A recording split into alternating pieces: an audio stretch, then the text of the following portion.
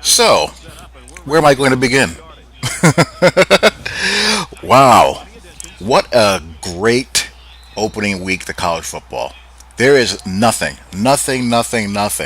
like the atmosphere of a big college football game. Nothing comes close to it.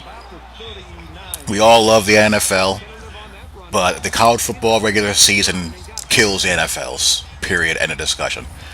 The atmosphere is just unmatched in any sport, anywhere, and that's the bottom line. Period. End of discussion.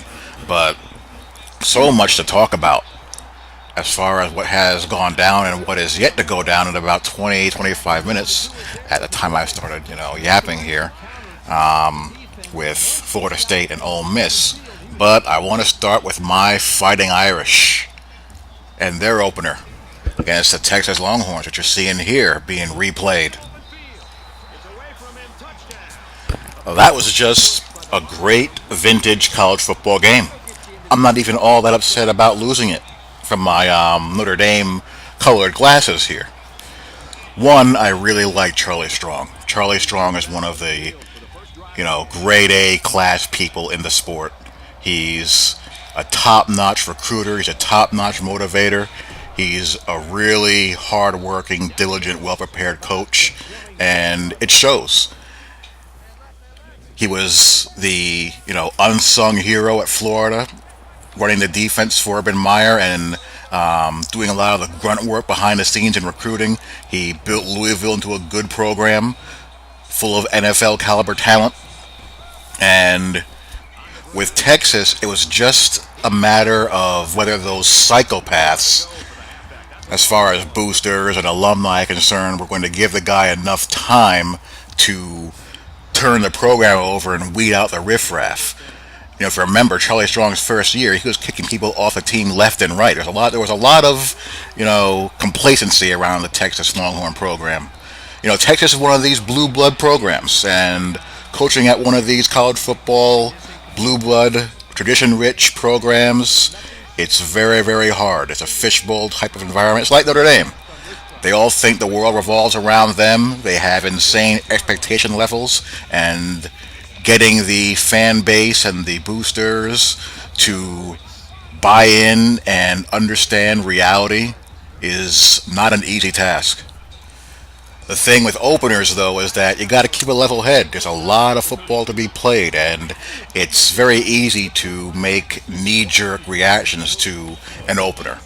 Sometimes you see troubling signs that need to be addressed in a hurry. Yes, I'm looking at you, LSU. I'll get to you in a little bit. But more often than not, a team's going to need a couple of games under its belt to find their legs and to gain their identity and find out who they are. That's why I'm not going to hit the panic button on Notre Dame's defense quite yet. And that's for a couple of reasons. One, when you get two up-tempo spread offenses like that getting good quarterback play, and there are quality weapons to hand the ball off and throw to, that's what a college football game is going to turn into. It's going to turn into basketball on grass. It's going to turn into arena football on a 100-yard field. And you're just hoping that defensively you can hold serve. Plus, I think Notre Dame was kind of caught on their heels and not really prepared for the style of football that Texas was going to be playing. I think what we're starting to see is that Art Briles' version of the spread offense is now the next evolution of it. Briles himself, he came from the Mike Leach air raid school, but what he has done, he's taken it to a new level in the sense that he is incorporating more of a power run game. Leach is still very much a guy who uses the pass, the short bubble screen, and the shallow cross and the mesh as a replacement for the running game. Briles' version is he has emphasized more of a power run component. Daniel Hogerson in West Virginia, he's the same way. He has more of a power run component to his offense or his version, but he still runs the shallow cross. Not as much mesh, but he still runs the air raid staples of shallow cross, bubble, and tunnel screens to go along with the vertical stuff. But Briles' strain is more of power run, zone read, play action, deep shots. super wide receiver splits and a lot of slant streaks, hitches, double move routes to defenders who are forced to cover a lot of grass one on one. And when you combine that with a breakneck tempo, it's a pain in the behind to deal with. And it's starting to spread to, obviously, you see Texas running it. Tulsa was running it before, the same offensive coordinator. And Syracuse will be running that same offense as well. So you're starting to see that branch out wider and wider. But for Texas, Texas should be excited. They look like they have a much better team.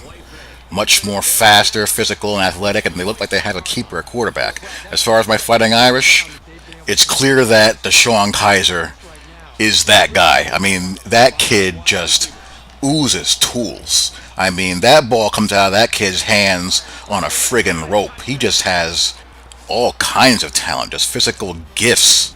Plus, he seems to have a good mental makeup. I'm really happy about him. You know, sorry, Malik Zaire, but unless Deshaun Kaiser gets hurt, you're going to be backing up, buddy. Now, let me get to LSU. I am not going to pile on Brandon Harris. I'm not going to even pile on Cam Cameron. Cam Cameron is a quality offensive coordinator. He has a good reputation. I believe LSU's shortcomings fall on one man and one man only, and that is Les Miles. LSU and Alabama are the same exact program. They're mirror images of each other. They have pros up and down their rosters on both sides of the ball at every level. Offensive line, defensive line, in the backfield, wide receiver, in the secondary. Those two teams are littered with guys who are going to be picked on the first day of the NFL draft. The difference is one is coached by a meticulous, painstaking, detail-oriented, anal-retentive genius, and the other is coached by a buffoon, a clown, a complete and utter psychopath. For that man who nearly lost his job last year to spend the entire year knowing that the only thing that's keeping him from winning another national title and consistently contending and playing for national titles is just a solid offense. It doesn't have to be great, but it has to be at least efficient. For him to spend the entire off season knowing this and then to come out there in the opener and mindlessly slam Fournette 50 times and then ask that kid to go out and win the game for him was just criminal. Brandon Harris has no chance. No quarterback has a chance because the quarterbacks there are not being coached. They're not being developed. They're not given a chance to succeed. I think he's handcuffing the coordinator. I think he's retarding the growth of the quarterbacks and by extension holding back the entire team. If I was an LSU fan, I would be livid by what I saw the other day. That is a joke, the way they came out and played that game. A complete and utter joke. And then you have Alabama. You have Saban, who, he's a bit of a Belichick Jr. He's from that same mold. Do I think he loves Lane Kiffin? I bet you he probably doesn't, but he knows Lane Kiffin can help him win games. He knows, and he's smart enough to realize that a guy like Lane Kiffin can help him recruit quarterbacks. And for the most part, he lets Lane do his thing. When Lane starts getting too cute, he gets in his face and tells him to run the goddamn football. And that's how they work. And what they did against USC was outright terrifying. They are scary. They roll out a true freshman QB. They have no idea what he can do. They're probably thinking to themselves, okay, we don't really know what this guy's going to do or what we want him to do. So let's kind of play it safe a little bit, kind of, feel it out. We'll run some jet sweeps and some misdirection. We'll roll them out and have them do some half-field reads because, these guys aren't going to score. And by the time we figure it out, the game will be over anyway and it won't matter. We'll move on to next week. And that's pretty much how the game went. USC is a good team. USC is going to put up points the rest of the year, and they're going to be right in the Pac-12 mix. And When Bama scored that first touchdown to take a 7-3 lead, it felt like it was 70-3. The game was over at 7-3 because USC had no chance of moving the ball the rest of the game. They had no shot at blocking them. They couldn't handle them in any way, shape, or form physically. The game was over. Where Alabama kills people as their front seven. Their front seven can't be blocked by anybody. So unless you have a dual threat QB who can extend plays and force their coverages to break down, you're in for a very tough time. Oklahoma and Houston. I'm not going to be too hard on Oklahoma on this one. I think Houston is the new TCU. They've kind of graduated from that Boise State level where they're really good every 3 years because they have to turn their program over constantly. But I think now they've hit that stride where they can be consistently very good, and I think they're all but a lock to be in the Big 12 next season. Those guys can really play, really well coached, and really talented. They know what they're doing, and they have some players that can get after it. I still think Oklahoma's going to be in the Big 12 mix, although they still Oklahoma, I think, is just stale. I think they need a new coat of paint. Stoops has been there forever, and every year they just find a way to go 10-2 and leave people wondering why they didn't do more. That's been Oklahoma's MO ever since Stoops won his one national title. Texas A&M and UCLA, typical UCLA.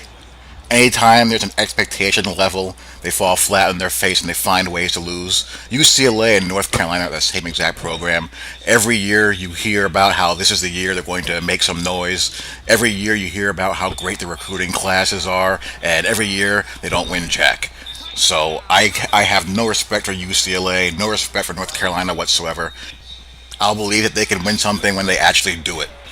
I'm not going to dogpile on Tennessee too much. You'd think that people would learn by now that Appalachian State is not one of those programs that you call to schedule home openers against. App State, North Dakota State, Georgia Southern, any of the academies, anyone who runs the option, stay away. Those are the worst type of teams to schedule openers against. It's a no-win proposition, and it's going to be a headache if your guys are caught sleepwalking through the game. Mississippi State learned that lesson. If you're Mississippi State, you cannot be losing to South Alabama. That just can't happen. But, anyway.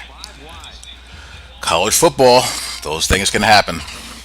Georgia Tech, they won their opener in the last drive of the game in the fourth quarter, throwing the football. Paul Johnson still doing it with that flex bone spread option. I love watching PJ coach, love watching G Tech play. They won the game marching down the field with some old double slot run and shoot switch concepts. It was glorious to watch. I'm watching this Ole Miss FSU game right now, and Ole Miss is up 7-0, but it seems like Chad Kelly has to do everything for this team. I don't think that's going to last. Don't know what to make of DeAndre Francois yet. I mean, who knows? What is your freshman quarterback doing getting phone calls from Cam Newton the morning of his first game? Can you take a snap first, please?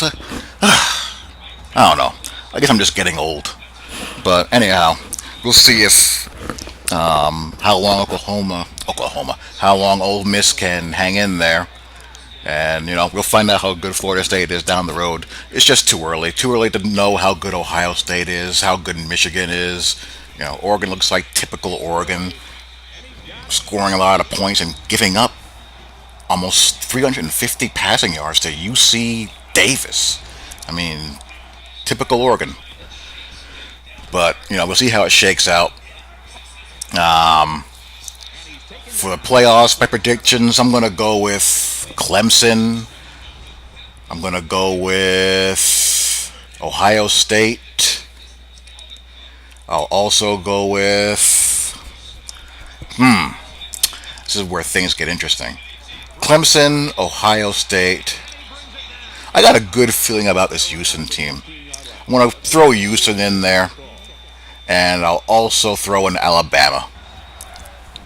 And we'll have teams like Notre Dame and Oklahoma, Stanford, Oregon, Michigan, FSU, they'll all be in the mix, and we'll see how it all shakes out.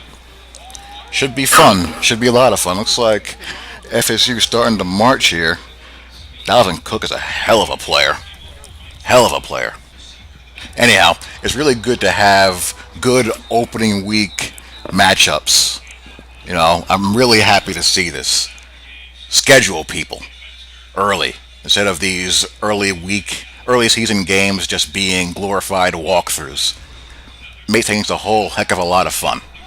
So anyhow, hope you guys enjoyed. I'd love to hear your guys' thoughts, and I will talk to y'all later. Peace.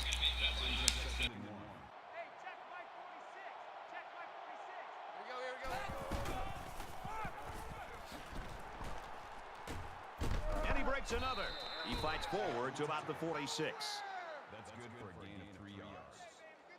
That makes it first and 10.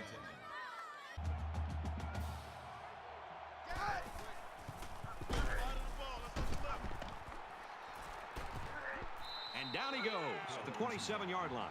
You talk about a dual threat guy. This guy can hurt you in the air or on the ground.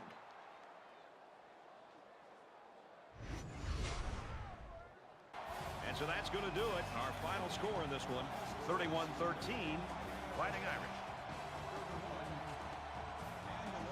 For EA Sports and Kirk Herbstreit, this is Brad Nessler saying thanks for tuning in, and we'll see you next time.